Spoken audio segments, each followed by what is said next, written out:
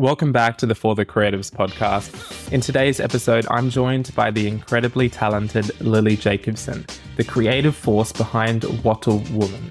Lili Jacobson is a contemporary First Nations artist known for her unique craft using polymer clay to sculpt accessories under her brand. We chat about art as a form of healing, the journey of discovering one's identity through creativity, and how Lili has been building community through art. Please note, this episode discusses sensitive subjects related to mental health. It's a raw and real look at the life of a creative entrepreneur. If you're ready to be inspired, let's get into it. Lili, what drives your passion? Oh, what drives my passion? I started doing my craft, which is using polymer clay and to sculpt earrings. I started with earrings. And what really drove me first was like the therapeutic process of actually making something. And it was absolutely like a side hustle for ages. I was actually working as a barista just at Pacific. Yeah. So I was about 18 and I started creating on the side. And then I realized, oh my goodness, I can actually sell this and make a lot of money. And so that was a really big passion. That always helps. Yeah, I was like, oh my goodness, I don't have to work for the man. I can work for the Wattle Woman. But no, that's really what started it, was that I just needed something to calm my mind. And then once I started actually selling my work and meeting new people when they bought my work, it really was amazing to see like how much joy that they actually got from wearing them. Yeah. You know, the earrings, they felt really pretty. And when I first started, I was exploring my own identity and I was not well. I wasn't really well mentally. So starting that craft, I think people really resonated with seeing me develop as a person from like an 18-year-old. And you could really see the progress. My mental health got better. Yeah. So that's what started it. And then from there, the community just got crazy. And now I've got some diehard Wattle women. That's so good. Yeah. So people, they weren't just buying the product, they were also like buying into the person behind the product. Yeah, I think that is a lot of successful business models as well, like buying into the person that makes the product or behind the brand or the story or the message, you know, that always draws people in. And your brand is Wattle Woman? Yeah. Where did that come from? Yeah, well, my mum was a florist, and so I grew up with a lot of flowers in our house. She would take on jobs for weddings and then have hundreds of bouquets there, you know. Yeah. So I was really inspired by flowers, and then I really wanted something native to Australia, so the acacia, the wattle, and then I started diving into what am I going to call my business name, you know? And wattle acacia has been used for hundreds of thousands of years by the Indigenous people for food, medicine, to get fish, to stun the fish in the pond. But the main reason is because we have a big wattle tree in my backyard. Yeah. Yeah. And I just was like, this is perfect. I love wattle. Yellow just makes me really happy. So many reasons. But yeah. And then woman, it just really sounded right. And I could script it really well. Yeah. So, it's also WW, it just flows. Yeah. Wattle Woman. Yeah. And then people can go, what a woman, you know. What's a woman? Oh, okay. I'm really not on it. No, I gotta stop. No, that's good. That's so good. Yeah, that's a really nice story behind the name. And with your personal creative journey, how has that evolved over time? Can you share a bit about that? Yeah. So, well, I just was not mentally stable growing up as a kid. You knew me from when I was 13 and you could just tell I was just always out of the house and like skating around town. I could tell you every street in Bundy just from skating it, probably late at night or something naughty. But I really did not have an outlet for all that energy. Yeah. So I'd just harness it and put it into something very naughty. And in Bundy, there's not really much to do as a kid. Go down to Bagara, go, you know, the beach. And not a lot of good things to do. Not a lot of good stuff. But we found, you know, some good ways to express. We both went to youth and like met at the church. But like there wasn't many ways to harness that energy that was negative. And I always like craved that community. That's why I liked going to youth, because there was a bunch of kids there hanging out. But really nice people. Yeah, I just, once I turned 17, I'm like, okay, I need to get some sort of creative thing happening in my life. Yeah. And I can paint, but I just don't like painting too much. I'm more fidgety. I needed to sculpt. So I think we were talking briefly the other day about how, because around that time when I had the clothing store, yeah. and I think once or twice you came into the back with the canvas and like was painting in the back. Yeah. And It's so cool. Yeah, I love looking back on that. I had that painting for years. It's so neon, and that was such my style back then. Just really psychedelic and just messy. You should have seen my books as a kid, like dark drawings and just completely the opposite of what I do now. Do you think that was a reflection, like you're saying, of a bit of where your mental state was at? Yeah. It's always like art is that. It's just such a reflection of your mind. So you were touching on that back around when you were 17, 18, trying to find a creative outlet, and you were doing a bit of painting, but it wasn't the thing you loved doing. So I definitely did not enjoy painting, and then I just couldn't find the right medium. So I tried ceramics, but it was, like regular clay. It was just so messy, and I didn't get what I wanted straight away. But polymer clay, because you have to take it to a few firings and stuff like that. But polymer clay was like this new, not really a new medium, but it was popular at the time. I think it was 2018 or 2019. It was really popular, and that's how a lot of people in my fields have gained like tens of followers, because they got in at the right time. That's like a whole thing. Like people get into something, Yeah. Then they take off. Like when the internet started and YouTube, and there's all those emo hair people, Oh my gosh, yes. But yeah, I found that polymer clay was really good for me, and my earrings were terrible. Oh my goodness, they were awful, but I didn't care. It wasn't about that. I just started. Yeah. And that was like not even difficult for me, because it was just so fun and colorful, and just the act of doing it was really, really fun. And as I learnt how to sculpt and what I was going to sculpt, then I got really passionate about it. I did it as a craft for a year.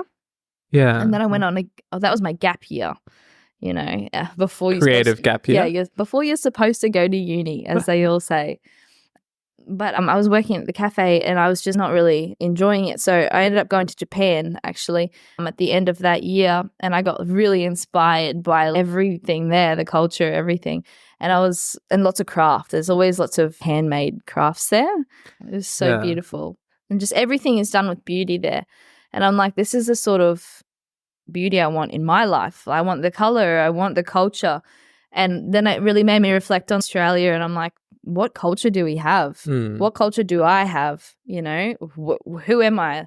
I got really frustrated that I didn't know who I was, after I went there, because it's so different. It's like a whole nother world. And there's like people have deep rooted sense of their cultural heritage and where they're from. Maybe not everyone, but no, certainly not Australians. I think. In Japan. Yeah. In Japan, everything they do is done with culture. Yeah. And it's done with years ancient culture. But I reflected on Australia, and I'm like, we are such a newly colonized country, and we're still baby steps, and we're sifting out our culture and what's acceptable and what's not. And then we've got all these younger generation coming up like me, who has Indigenous blood and also, white Australian blood, whether that be Dutch, English, German, all these different fancy things. And we're getting all these mixes of beautiful people, but they don't really have a strong culture. Yeah. And that really messes with like your identity. Yeah. Yeah, 100%. Yeah. That was a really big problem for me. That's during school. I really struggled with that. And when I started sculpting around that time, I got back and I really started questioning my whole identity. I was like, what am I going to sculpt? Who am I? And so I really started diving into my father's side of the family and tried to reconnect with them. Yeah. Because Aboriginal culture is deeply intertwined with family. And then I started painting. I started learning about my father's heritage and where he came from and, what they do. And then I started remembering all this stuff as a child, like going mud crabbing. Oh, wow. Yeah, I totally blocked it out. I don't know. I was just dealing with a lot. Yeah. And so I started painting like those stories, whether that just be patterns or techniques or dot painting or whatever it may be. And people loved that. They loved seeing me finally connect with that part of me fully. Yeah. And it was such a journey. It's still a journey. I'm still learning. I'm only 21 and I've just come so far. So that's basically where it kicked off when I was like, I'm going to sculpt florals and stories as much as I can because I love the sculpting, but I'm going to paint and resin like I've done with these ones. Yeah. Yeah. So just painted. Uncle Ashley showed me this cross-hatching technique and it's so cool. I love it. So it's like cross-hatching, yes, also like lines that are going across each other. Going that way. And this was a technique that he taught me and it's just about the act of doing it. Yeah. That was so powerful to me. Just the act of doing something creative and the lines, there's lots of, lots of parallel lines. And that's so spiritual for him to teach me how to do that. Even though it's like just lines, it has a whole different meaning for, my family. I love that. Well, I really like what you were saying as well around how when you went to Japan and you saw the beauty there and you were like, how can I have that in my life? And that's like when that started your journey to, I guess, embracing and exploring your sort of heritage and culture. And now that beauty that you saw in some other place from the creativity there, you've now have in your life, but you're also sharing with other people as well. I think that's amazing. Yeah, it's so good. I love being able to share what I can see. Yeah. What I can experience. It's so rewarding. I love it because, I like to sculpt and paint what I see or experience in my life. And in Aboriginal culture, you're not allowed to tell stories that aren't yours. Yeah. So I didn't grow up with a lot of stories. I didn't grow up with my elders around because my mum basically raised me. My mum's side of the family was from Tata Chocolate. So shout out to, is it Tara? To Melanie is my auntie. Your mum though? My mum's Tara. Yeah. Tara. Yeah, I remember her name. What? Tara. Shout out to Tara, first of all. Yeah. Shout out to Tara. She works at the art gallery actually. Oh. She just started. Yeah. Okay. Nice. She's a graphic designer. Nice. She helped me a lot developing my brand as well. So I was going to ask, at what point did you delve deep into recognizing and exploring your First Nations heritage and culture? But you've already answered that, which is amazing. Yeah, it's good. When did you transition from creating art to selling it and building the business? Like, how did it turn from a passion project to a business that is actually making money and you're like, oh, I don't need to work.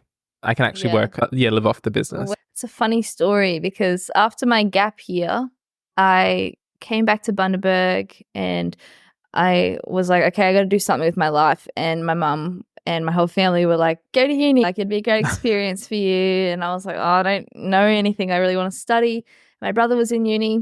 It's all right. Just pay 40 grand and figure it out later. Don't even get me started on that. That is ridiculous. Yeah, I just can't believe it. I can't believe that's the next cog in the system. You finish school, you go to uni, you get some sort of job that you'll probably hate in 10 years, you know? You don't even know what you want to do when you get out of school. Well, like you were saying, in your situation, you're still figuring out your own identity and who you are and trying to tap into that. You're trying to figure out the world, like your world view. And I tell you what, when was 2020? So I turned 19. Years ago. Yeah, years ago, yeah. I turned 19 in 2020 and I moved to Sunshine Coast to do uni. Yeah. So I studied OT for 2 years. I studied occupational. I did not know that. Yeah. Okay. Oh my gosh. I studied occupational therapy for 2 years and I did love studying it, but I always wanted to do like an arts therapy degree or something and be able to relate to kids and, heal through art because that's really what healed me. But then I suffered at Sunshine Coast because I got there in 2020 hit and my worldview was just so skewed because I thought, wow, the world's going to end for real. And I just wasn't coping with myself, my own identity. And then it felt the world was going to collapse. And then the C word happened. Yeah. So we're not going to say that word, but it happened. It dropped. The penny dropped. And that was really challenging for me because I did dive down into the rabbit hole because I'm trying to figure out my worldview. And I didn't really have the most open support of open conversation. It was just like very strict when I talked to any of my people around me about it. And it wasn't really an open conversation where I'm very open of a person and I'm very open to many different things. And that was really challenging. I went to Sunny Coast and I had no friends. I just started uni. No support system. Yeah, I had no support system.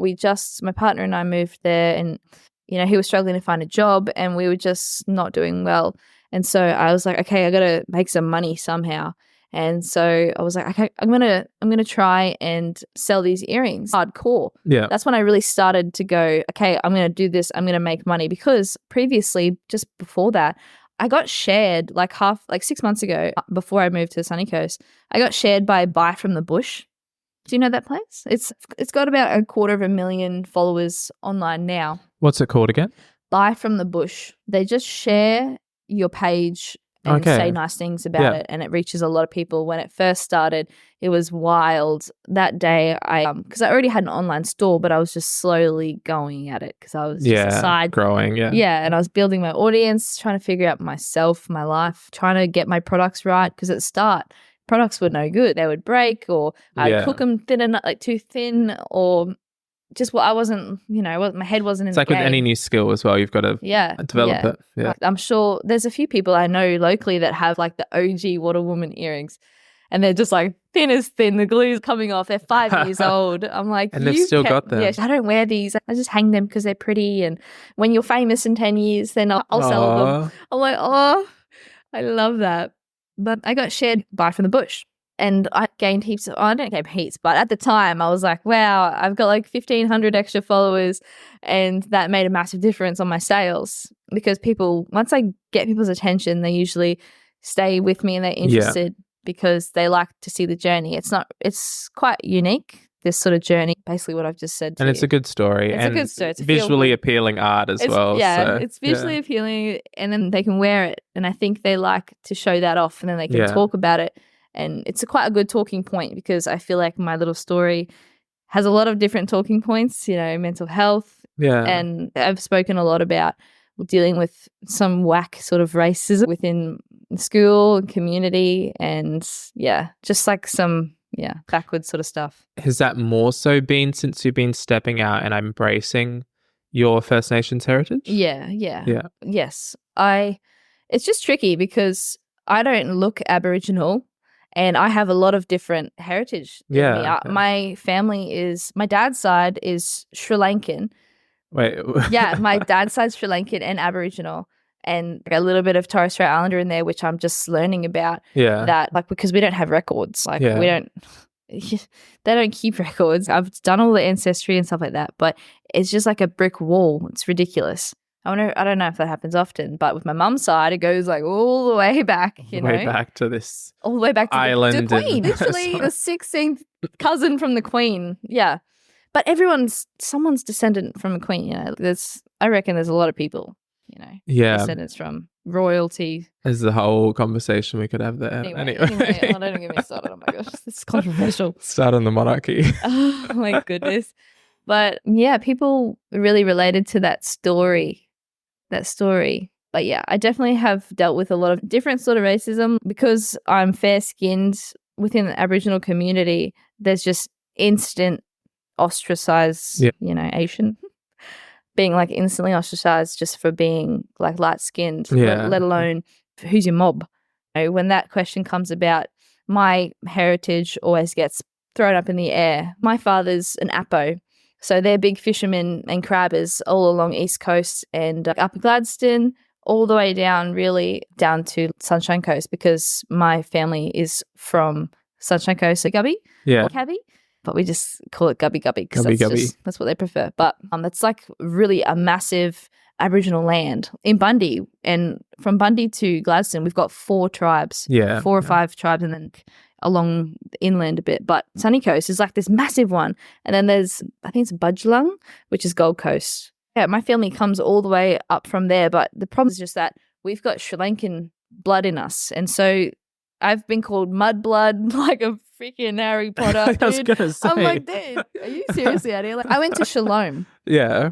And I used to do acknowledgement of country because, I could talk about this for ages, but so I went to a private school in Bundy. Is it private? Yeah. It's a private Catholic. Shalom, yes, Catholic private it's a Catholic school. And I think when I was there, I graduated in 2018, and there was something rather of less than 15 kids of Indigenous descent, which sort of makes sense because socioeconomically, Indigenous people can't really afford to send their kids to private schools. But there were kids there, but I was like by far the fairest of them all. But I would be the only one. Well, there's a few others, but in my grade, I would be the only one that would do an acknowledgement of country, just because I had the confidence to do it. Yeah, and I loved the Indigenous teacher there. But I would get bullied so bad for doing that from white kids. Stereotypes, just Aussie kids. Yeah. It's so old Australian racism. They would call me like, say like, oh, your mum's Snow White. What are you doing identifying like that? Who are you? So I'd get thrown all these terrible names. And you're like, am I? And you start questioning yourself. And my dad's side of the family wasn't really around in a healthy way. Yeah. So it was like, what? Who am I? Sort of thing. So it really does. It feels terrible. I go to Kepnock. I go to the schools and just talk to the kids, whether that be about like entrepreneurial product development or, I did this thing, Lighting the Spark, and it was just the First Nations kids.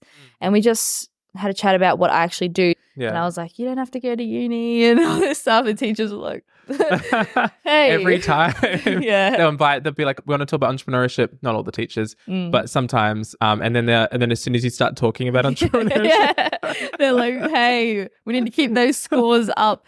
What is it? It's not OP anymore. It's ATAR. Yeah. I think we're at from my perspective, we're at a turning point where it's like most of us, like teachers, schools, people know that education's important, education's great, teachers are great, hopefully, but this current schooling system is broken. It's broken, hey. And we need to do something different and change the way we do things. But, yeah. It's so interesting. Since 2020, I've just been focusing on what's in front of me and what I can trust for my own eyes, focusing on my life, my family, and also my community, like really important. I was just talking to you the other day that I just did not feel a sense of community in my hometown here at all. Like, has that changed? Yeah, I think it has changed. I think that maybe because of the mindset that I have now, because every time I see somebody that I like, I'll just talk to them. And today actually, I met this really cool lady. She had dreads, she has grey hair, and one of those cool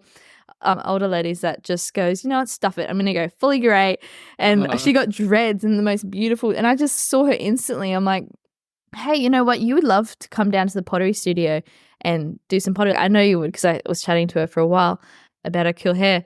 And then she's like, oh, that would be so good, I'm feeling terrible. I'm like, oh, come down, I'm going to be down there today. And she came on down and I was like, oh, another woman building the community. Yeah. So maybe that's just me, that's my mindset, that's like building community. Well, I love that. I'm just thinking here, obviously when you're younger, you usually don't have the know-how or the energy or the wisdom, especially if you're struggling, to do that yourself, to build your own community. So you need other people. But then as you mature and grow, you start to have a bit more responsibility as well to reach out to people as well and to build community. And I think that's amazing, because not everybody does that. Yeah. Like you could see it. If you're really intuitive, you could see that she was struggling. And you have to, it's everyone's responsibility to take care of each other, even though this town has grown by 12,000 or something ridiculous. Hello, Victorians out there. Yeah. But like we welcome them. So slightly changing the direction, I have a question. If you could share some wisdom with your 18-year-old self, oh my gosh, what would you say? Oh my goodness. Just, you need to get out of your situation, and that will really help you find out who you actually want to be and who you're capable of being, because I just was so dark at that time. But as soon as I got out of that situation and that mindset, really, not so much situation, but mindset, you got to keep your spirits really high, because there's always something good and there's always tomorrow. If you ever have a really bad day, just go to bed, because there's always tomorrow. Just close your eyes. Just knock out.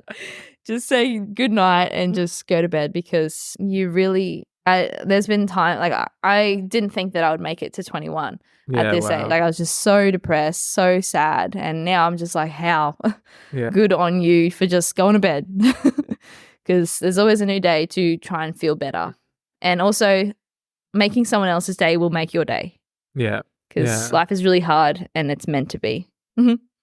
Do you ever have those moments where you like think back to a version of your younger self and you're like, she would be so proud of what I've done or where we are right now? She'd be so shocked. She would be shocked to see me alive, let alone thriving. Like, it's not like I don't struggle. Yeah, it's definitely. just that I'm here still, and we out here. We out here making bank. We out here doing what we love. Yes. And you're not like obviously we still all have struggles and we will have struggles, but you're not, I guess, would you say you're not in a deep pit where you don't know where the light is? Or yeah. you're not sure where? It's so easy to get into a dark, deep pit of just despair. Yeah. I just have to laugh because like I can't imagine getting myself into a pit like that again. And you just need to focus on your environment and your mindset and doing something, even if it's one thing that makes you love life, whether that be taking your dog for a walk or something like that. Like, so with that, if there's someone listening who they might be in a similar position to where you felt you were years ago, one of the big changes for you was when you went to Japan, I think you were saying, and started thinking more about your identity and heritage, but then you experienced moving to Sunshine Coast and the challenges there. What do you think were like one or two of the key things that helped you change your situation or the environment that you were in?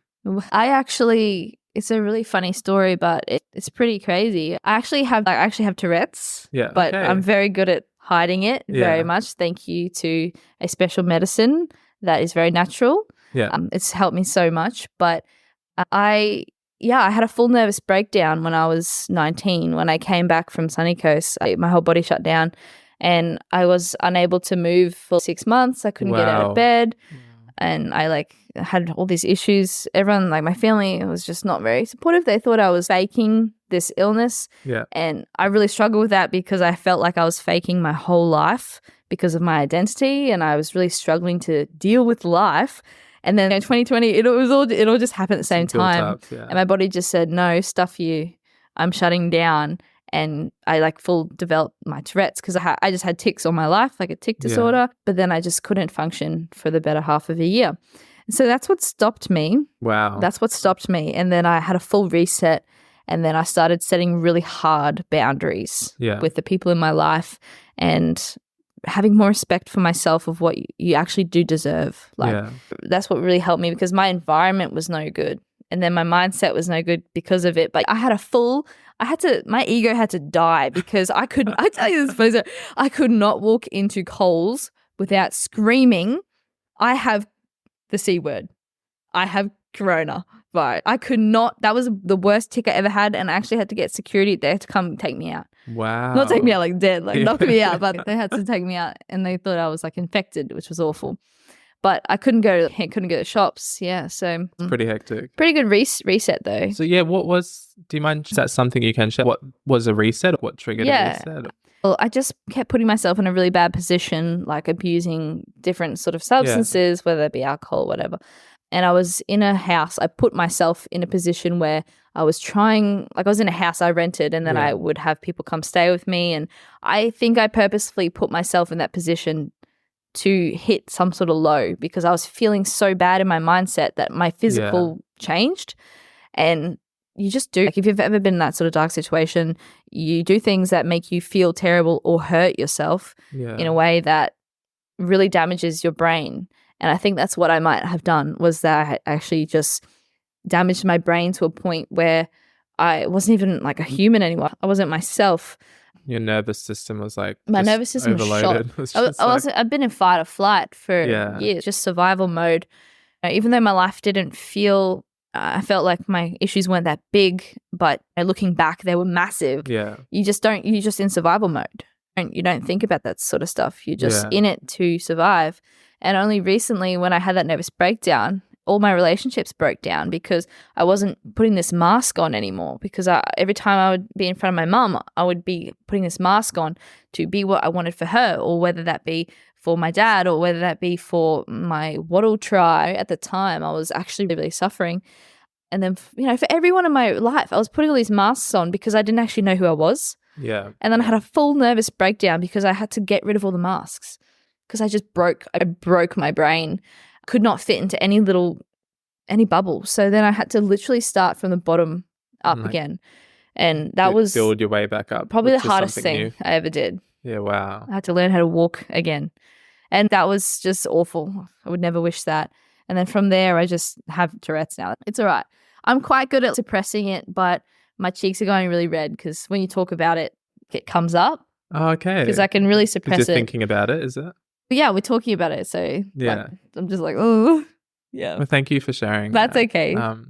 Since you started, I guess, building your way building this new life, figuring out who you are and I guess climbing out of that pit. Have you had any sort of pivotal support or mentors or I guess people that have helped guide you or help you along the way? Yeah. So my relationship with my mum's family is very good when it comes to business because they're so supportive in that business sense because they're all entrepreneurs themselves. Like my mum's, she's done a graphic designing business for 30, 25 years. And then the chocolate shop, my auntie and her father had the first chocolate shop, Jake's Candy. So there's, my grandma has like a sewing business. Yeah. So everyone in my family, it's like a rite of passage to start a business. So I really did have a lot of support going into it, but I felt a bit pressured to do it. Yeah. Which is not usually a normal thing. I don't think a lot of people would experience that, like to feel pressure to succeed or to start a new business. Like, is that? I feel like it might be different for different people. If you've got, like you're saying, you've had family members who have owned businesses before, similar to if you've got a family that's always been in medicine, you've got that pressure there to live up to some sort of unspoken expectation, if that makes sense. Like the expectation to go to uni or something. Yeah. It's an unspoken sort of thing. If everyone's gone to uni in your family, then it just makes sense. You'd feel that pressure to, Yeah, but they were really good and supportive. But, you know, that was just another mask that I was trying to fit into that I just could not at the time. But my mum really helped me with my brand development and the colours, the logos, all the little bits and bobs that went into making earrings. So like the cards, the packaging, all the goodies, all the big goodies.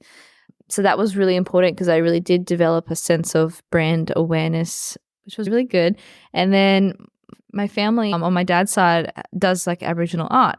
Yeah. So I've had good support recently from my uncles, who is like as dark as the night sky. He's lovely, Uncle Ash, and he sells his pottery at the studio and he paints there all the time. But he's getting quite old, so he's teaching me all that he knows at the moment. And that's like a big support for me because now that I'm able to learn it, I'm able to go and paint it. Yeah. So that's really cool. That's really sweet. Yeah. So there's lots of support out there from my family. And has that been, I guess, therapeutic in a way on a personal level? Like creating and that going through that process? Yeah. And just relationship building because I just have I'm really bad at cutting people off. Sometimes I just really benefit from sitting with people and trying to build a relationship with them, and doing it through art really helps anything. That's why I wanted to do art therapy, because just talking, it's the most therapeutic thing. Like we get a lot of people coming through the pottery studio with groups of just women. They come together and they just do something with their hands while they're talking about their week, and that's like their favorite thing ever. Community, it's therapeutic. That's really beautiful. But as for mentors, that's about it really. I haven't really had too many mentors in the past. I think like you were saying, you've got that, you're building that community of different family members and other people, and each of them has something different that they input into your life and that you input into theirs. I think sometimes mentors and coaches are great and for different, skills and stuff, but sometimes we can go looking for that one mentor and we think we need one mentor to turn our life around. But if we have that community, you've got all these people in your life have all got different strengths and all these different things that they can input and share. I think that's beautiful. I think everything that you need to know is actually really inside yourself, but by talking to other people, you are able to find that, because you know what I mean? I do think that Kim, the lady who owns the pottery studio, my cousin, she's been a really big mentor for me. Her mum just passed away a year ago, and then she is a very spiritual person, and the spiritual lady told her that I was going to come into her life. And I did magically. It was crazy. It was like this really crazy experience. Anyway, it was this weird thing, but we really connected. And she's like me, but older and more experienced, and a very experienced in business. Like very, very. They had so many fish and chip shops up Gold Coast and down Bun. Do you remember the Boss Sushi here? Do you remember Boss Sushi? It was a sushi place in Bargara where the bakery was. Yeah, that was theirs. That was a while ago. Yeah, and they did all the skills and stuff like that. But they had a really big business, and they've been really good at helping me with this studio at the moment. So nice. Really good. That's like my main mentor. I'd probably say like the one person. Yeah. So I have a question, and it's one that I ask everyone that comes on. Okay. Ooh. And it's not that deep. Okay. I'm pretty sure we got a bit deep already. It's, how do you define creativity? Oh, okay. I think the creative process, any creative process in art is all about layers. I think it's all layers. Like when I do my slabs, I put the base layer and then put the base layer, I put the branches down, I put the leaves and the flowers, and then I detail them all. And creativity is like that. It really reflects your life, and it's all about you. How do you explain that? Creativity. Did you say that? Yeah, creativity. Just your own words. Yeah. So it's all about layers. Everything that, not even just like literally, but spiritually. What am I going to do today? What am I going to do that makes me feel good? That's a layer. What am I going to do that people are going to like? People are going to resonate with? There's all these different layers that go into creativity. How am I going to do it? Am I going to be able to get up and actually do this? Because making every day is a challenge in itself. And that kills creativity sometimes, but others thrive on it. It's like some people love when they've got a creative hobby that just gives them energy, but as soon as it turns into a job that they've got to do. Oh my gosh. Production. Yeah. Yes, it's a job for real. One day when I am rich... No, but one day when I got my studio and I'm able to hire somebody, I'd like to get someone do work experience and pay them. Yeah. But I would really like to work with schools or something. I just don't know how to go about it yet, but to do art assistant in the workshop or... Okay. You know what I mean? Do a week's with me. Like do it 1 week with me. Work experience in an art workshop. Yeah, because there's so much that goes involved and goes on, and they could help me with my production and... Yeah, but also a really cool idea was I want to work with the schools, and like in grade 12, did you ever do art in grade 12? I was homeschooled and I dropped out after grade 11. I did art in grade 11. Yeah, cool. They do like term art projects where you have to plan it all out. Each student has to do the brainstorming process, and then you just have to document every process. But I thought, because there's not many opportunities here in Bundaberg to do it, but I want to have a space in my studio where kids can do a mural for their end of grade 12, because then they can have that on their resume and I can be their reference and give them that opportunity, because I really want to do a public art. I really want to do that whale wall. I said this in my last interview. Watch me come out here next year with this whale wall done. That would be amazing. We'll have to check back when you're on the podcast next. Yes. If I've done the whale wall. My gosh. We'll get a photo of it. Lili, as we come to a close, I have a final question, and I'm flipping the script here. Is there a question you wish I would have asked, and how would you answer it? Yes. So I wish that you'd asked, are you only doing just earrings? Because there was a while there where I was like getting very sick of making earrings, because I've probably made about 5,000 to 10,000. 5 to 10,000? Probably about 5,000. Yeah, I reckon I've made 1,000 pairs of earrings this year. Wow. And it's not even, With your own hands? Yeah. My hands they suffer for it. They suffer for it greatly. I've got tendonitis and like do these stretches, because these are like tools. Yeah, like, these are definitely. tools, man. Anyway, just look at my wretched hands. They're maker's hands. So I ain't got no nails. I ain't got no fancy press-ons or anything. But yeah, I would like to keep making earrings because I love it. It's my bread and butter. Everyone loves it. They can wear it on their ears. They can be high fashion. But I would definitely like to take them into like Indigenous Fashion Week or something on runway models and stuff as they walk down eventually. But I also have been like developing this new sort of art form that I haven't seen anywhere. So okay. I'm actually... Is that secret No. I don't think people could do it. Okay. I honestly don't think people could sculpt the way that I do, because it's so detailed. And this artwork took me like 60 hours, but I won an award in Winton in Queensland. So I think, is it a Queensland? No. It's a national prize, but it's not like a big national art prize, but I won the emerging still section. A prize. It's still a prize. So I am technically an award-winning artist. Yeah. A national award. Yeah, but it was really good. It was the emerging section though. So what it is just like a slab of polymer clay, and then I sculpted a full story on it. Like a full Indigenous story on it, sculpted. Oh my gosh, yeah. Wow. And I won, and I was so stoked. But I want to, like, I'm actually in a private exhibition at the moment. At the end of this month, I've got a painting going in there, because I do painting as well. I still submit and try all the other mediums, but I'm better at sculpting. And plus, not a lot of people do it, so it's a lot harder. So earrings, and then this new sculpting. Slab artworks, I call them. Yeah. So I frame them in like a shadow box frame, and put some nice backing on it, whether that be like a nice canvas or something, and then either glass or no glass. But yeah, it's like a whole new little art medium that they're just so beautiful. You just hang them up. Imagine like earrings, but just fully a slab of it and a full story and like a little didactic and everything. But yeah, next year when I get my studio fully set up, I'm going to fully start my adventure with like fine art and little sculptures, because they look like little cave paintings, this little sculpture. I just want people to know that. So it's not just earrings. Yeah, it's not just earrings. I don't want to be just reduced like The a jewelry maker. Yeah. Even though the earrings are great. I know, they're great. Thank you for coming on the podcast today. Thank you for sharing your story and some of the raw moments and, yeah, some of the honest moments of your journey. Yeah, very honest. Yes, I love sharing my story because I think people relate to it in some way. Yeah. There's a lot going on there, so yeah. And I'm sure, obviously, there's so much more as well behind all of it, everything you've shared. There's a lot, but I'm pretty happy with where I'm at and where I'm going. And yeah, I'm really happy to be here. Thank you so much. If people want to check out more of what you're doing, where can they go? My Instagram tag handle is just Wattle Woman. Yeah, Wattle Woman. Wattle Woman? Not What a Woman. And just the same thing on Facebook as well. Amazing. So Wattle Woman on Facebook, not TikTok? No TikTok, sorry. Yeah, not TikTok. Sorry, bar. Facebook and your website. Yeah. Or they could just Google Wattle my Woman, website. and I'm sure it will come up. Yeah, something pop up. Yeah. Some women jumping with wattle or something in the images. For everyone listening, thank you so much for tuning in to the For the Creatives podcast. There are so many podcasts out there and there is so much stuff competing for our time. So if you've stayed till the end, I appreciate you. And if you found this episode interesting, share it with a friend, leave a review, go check out Lili's stuff, and I'll see you on the next episode.